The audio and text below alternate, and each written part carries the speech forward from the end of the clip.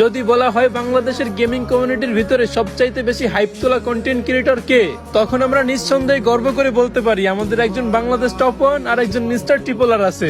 তাদেরকে বাংলাদেশের মানুষ এত এত ভালোবাসে যে তারা যেখানে যাবে সেখানেই তাদের লাখ লাখ ফ্যান ফলোয়ার্স গিয়ে হাইপ তুলে ফেলবে। যদি প্রশ্ন করা হয় তোমাদের বাংলাদেশের গেমিং কমিউনিটিতে কোনো ডায়মন্ড কিং আছে, তখন আমরা মুস্কি হেসে উত্তর দেই আমাদের গেমিং কমিউনিটিতে একজন জিসান ভাই ওয়াইটি আর একজন রাহাত আফেফ 71 আছে, যারা কিনা সব সময় লিডার বোর্ডের টপে থাকতে চায়। আর এই লিডার বোর্ডের টপে থাকার জন্য তারা কোটি কোটি ডায়মন্ড ইনভেস্ট করে অনেক বড় বড় রেকর্ড করে পুরো ওয়ার্ল্ডের মানুষকে তাক লাগিয়ে দিয়েছে। যখন কাউকে দেখে যে ঠাট্টা করে বলতেছে বাংলাদেশ সার্ভারে কোনো স্নাইপার কিং নাই, তখন তাদের মুখের উপর পাল্টা জবাব দিয়ে বলি আমাদের বাংলাদেশ সার্ভারে একজন ইটস কাব্য আর একজন কুরুল গেমিং আছে, যাদের চোখ ধাঁধানো স্নাইপিং করা দেখলে মনে হয় যেন বিটুকের গেম প্লে দেখতেছি।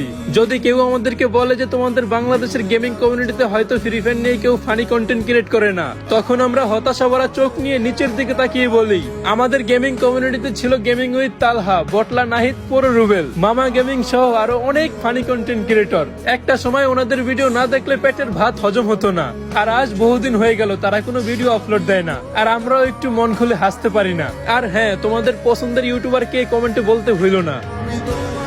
তবে হ্যাঁ, কম দামে দ্রুত ডায়মন্ড টপ আপ করার জন্য কিন্তু প্লে স্টোরে থাকা বট টপ আপই সেরা।